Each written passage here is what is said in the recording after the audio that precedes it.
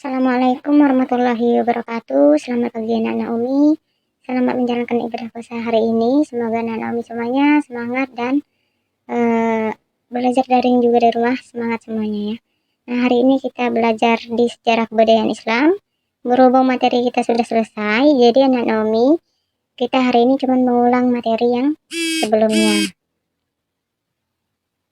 Materinya masih tetap yang sama kemarin, mengulang kisah Nabi Muhammad Sallallahu Alaihi Wasallam dalam menerima wahyunya. Jadi anak Naomi silakan tonton dan simak saja videonya. Nah, sebelum kalian menyimak video yang Umi sampaikan, sama-sama kita buka pelajaran sirah kita dan mengucapkan lafaz al-basmalah. Bismillahirrahmanirrahim. Oke, silakan tonton ya.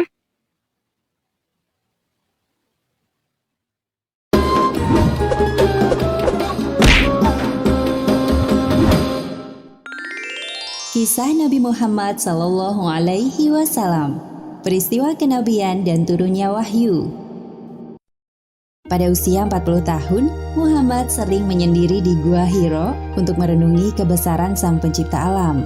Tepatnya pada malam 27 Ramadan, datanglah malaikat Jibril di hadapan beliau dan menyuruhnya membaca surat Al-Alaq ayat 1-5. Itulah wahyu yang pertama kali turun. Allah Subhanahu wa Ta'ala mengangkat Muhammad menjadi rasul melalui perantara malaikat Jibril.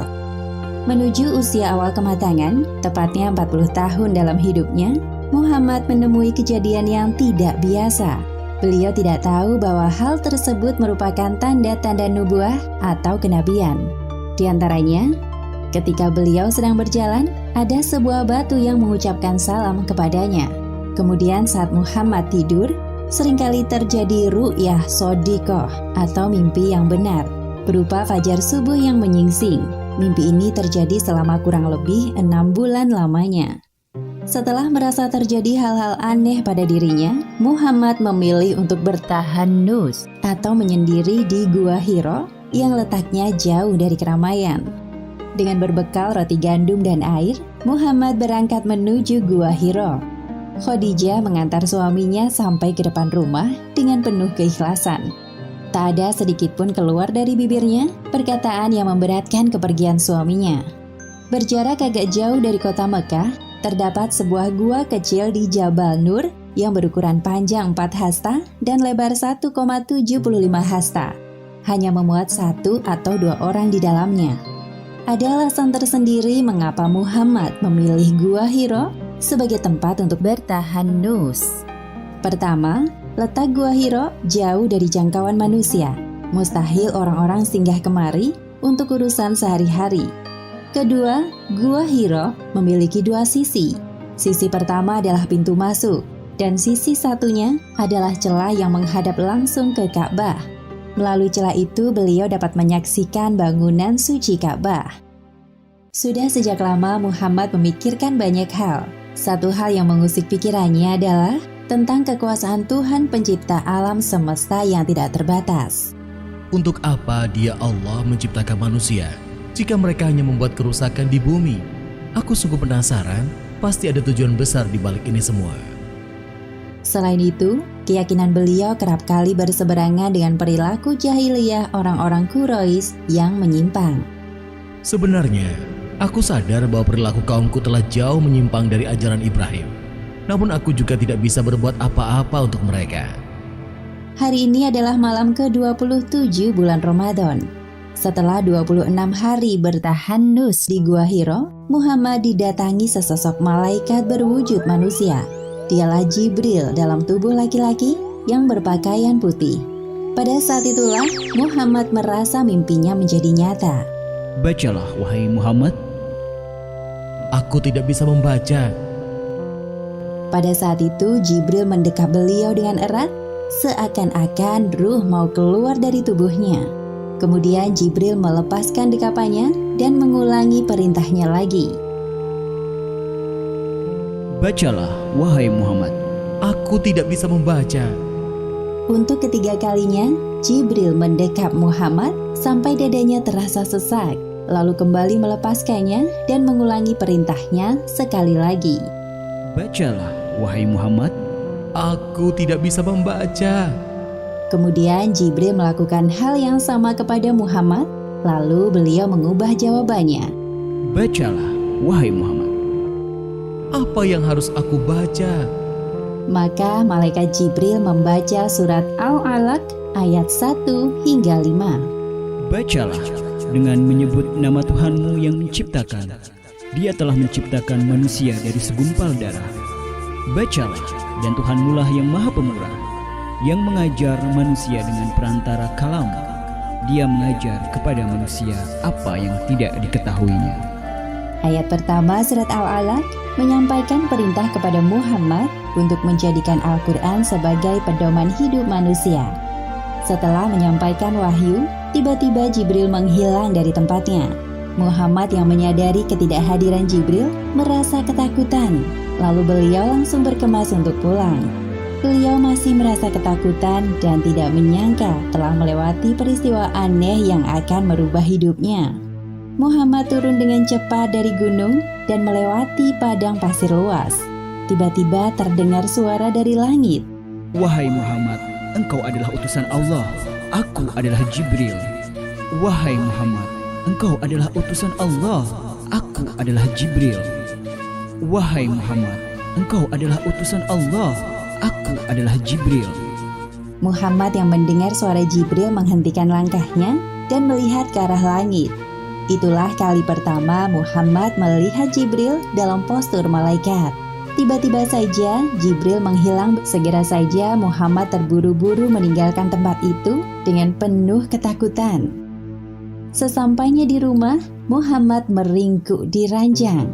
Khadijah yang mendapati suaminya telah pulang mendekatinya. Selimuti aku, selimuti aku. Khadijah merasa kaget melihat suaminya menggigil. Segera saja ia menyelimutinya.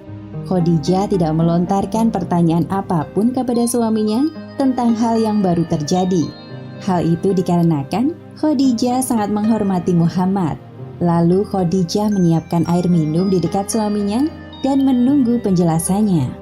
Setelah keadaan tenang, Muhammad menceritakan kejadian yang baru menimpanya secara detail kepada Khadijah dengan dipenuhi perasaan takut dan bingung.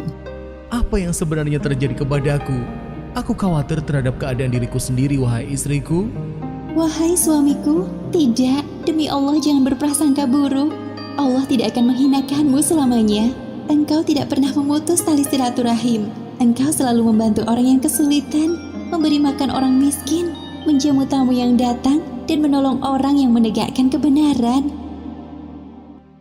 Khadijah berusaha mengingatkan suaminya bahwa Muhammad adalah orang yang pantas menjadi seorang Rasul Allah. Bagaimana kalau kita temui Paman Warokoh? Beliau pasti tahu mengenai hal ini. Baiklah, mari kita ke sana.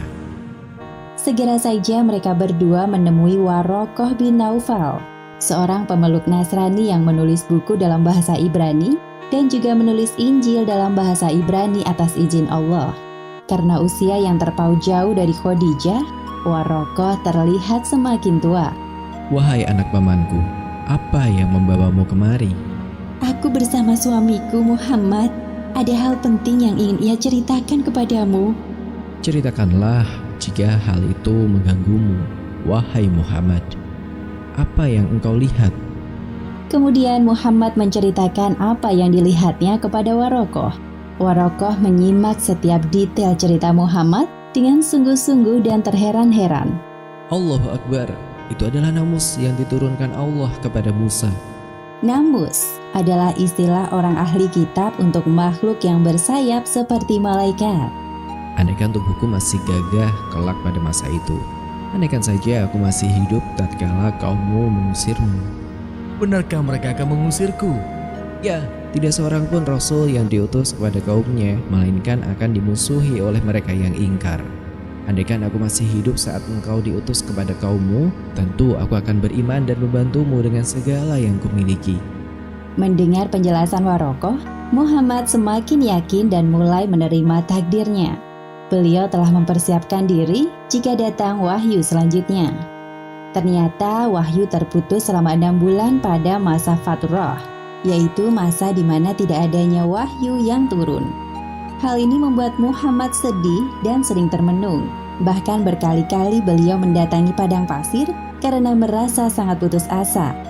Sebagaimana yang disebutkan dalam hadis riwayat Bukhari nomor 6982.